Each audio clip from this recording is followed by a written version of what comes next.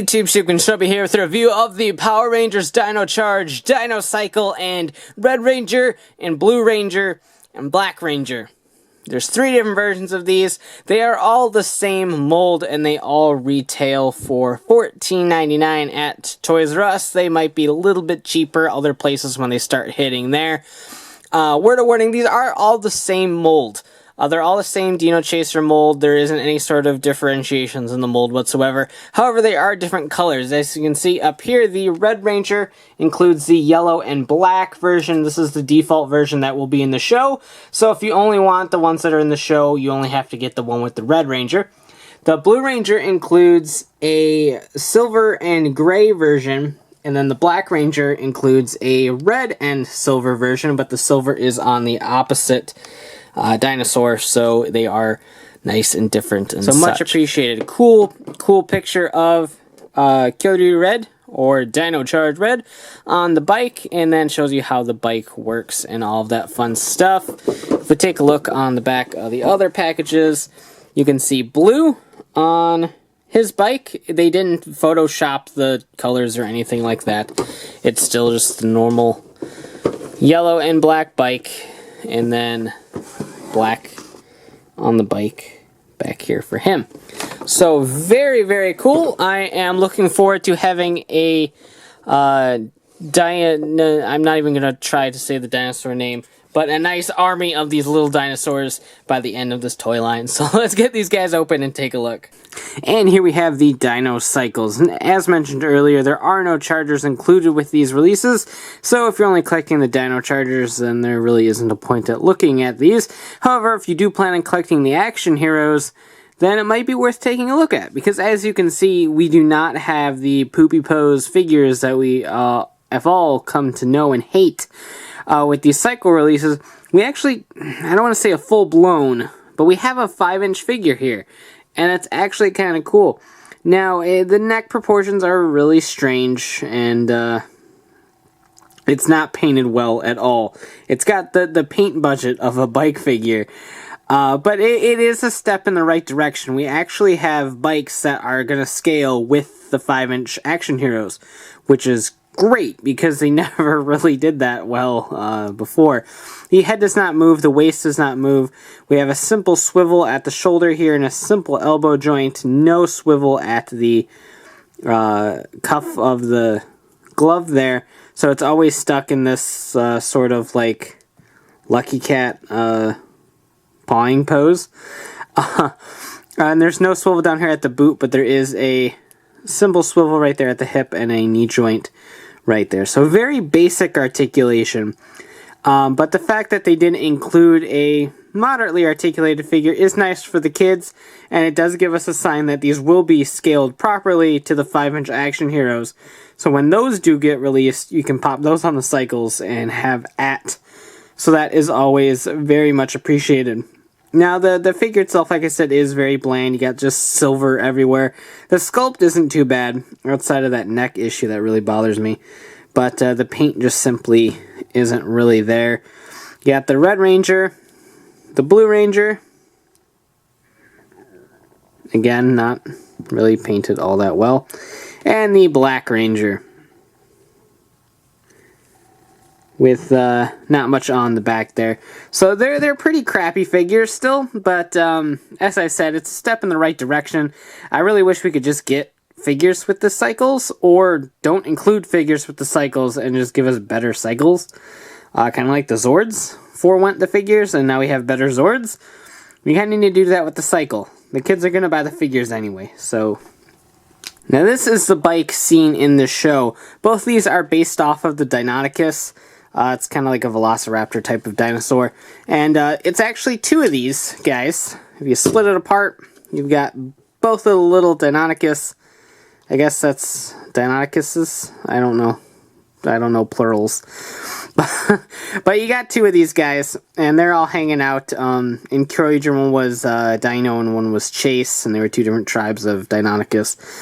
But anyway, when you throw the Charger in the air, they both bite it, and they kind of morph together into the cycle. And you get that as it topples over.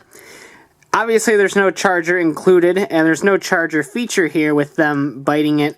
It still gives off a proper appearance, but the charger is very evident in the show as being right here.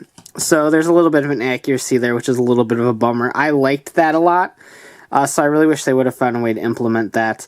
Even if it was just the two mouths just lightly holding it in place as you connected the Zord Builder port together. But, alas, this is what we got instead. There's no colored in eye or any silver detailing up here outside of this section right here, which makes it look a little off, especially considering the rear Deinonychus has it. The front one doesn't. It just seems oddly mixed here, with the front looking very bland, while the back actually looks pretty much fully painted. So that's another little drawback, in my opinion. But they do split. They still form the Deinonychus. However, they don't really move. There's no articulation points on any of these guys.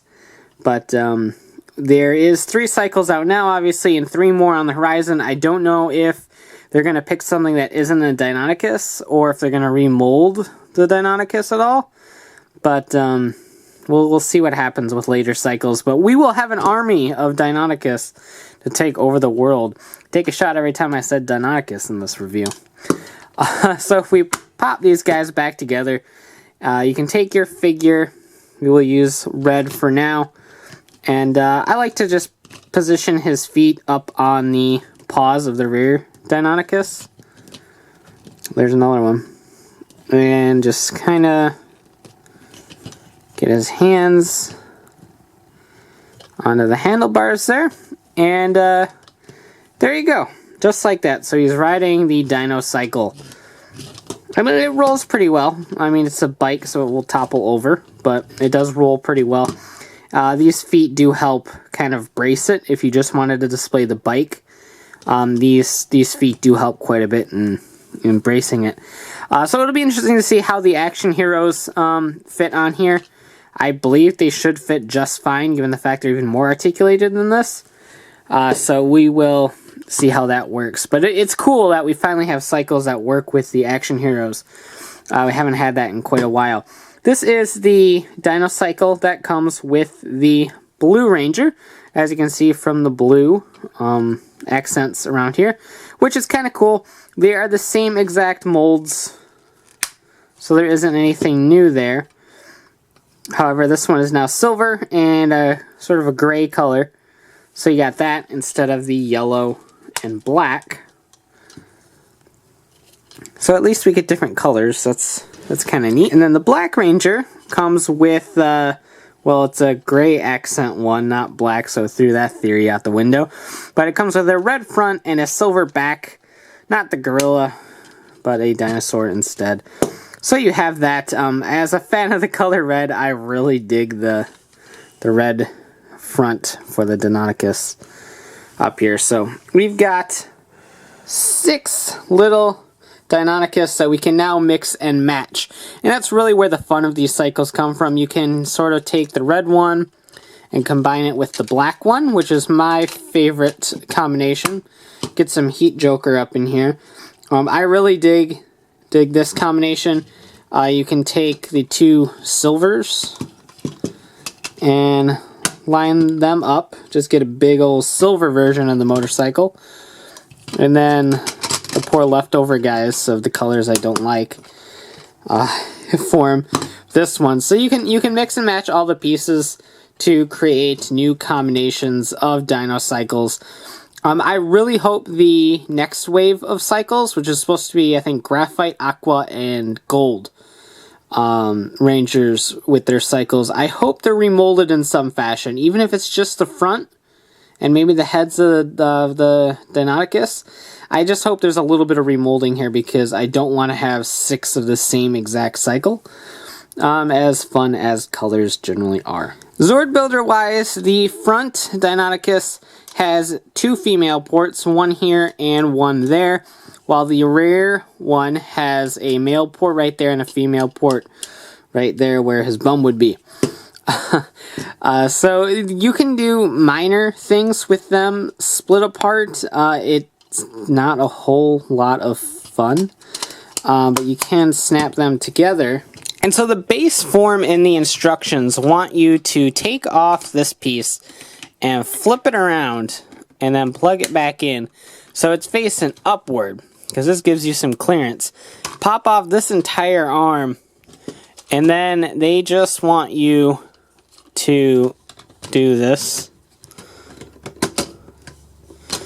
And now you have a motorcycle arm that just is, this is a mess. It really is. I don't know why they chose that to be an official combination in the instructions. Alternatively, you can try to plug it in like that, and now it's just it's like a mutant of some sort. So I don't really get where they're going with that, but it's what was in the instructions, so just going off what Bandai is saying is appropriate, but I don't really like that whatsoever. There is a couple moderately interesting things that you can do. You can pop it up here, just like that. That's not particularly all that cool. It's just a motorcycle up on top of the Megazord, but at least you can pretend it will like fire tire missiles or something like that, imagination and such. So there's that up there. Or you have the one down here that you can use to pop it in, and you kind of have it hanging off the side here. You can knee the opponent and do a Kamen Rider drive type move with the tire here. Alternatively, you can spin it around and plug it in. And now not only can you Kamen Rider drive it up, if you use the Dino gas charger, he can fart, because that's a thing. So there's multiple things you can do. None of them are just all that cool. However, we can slowly create a monster, and I'm okay with that.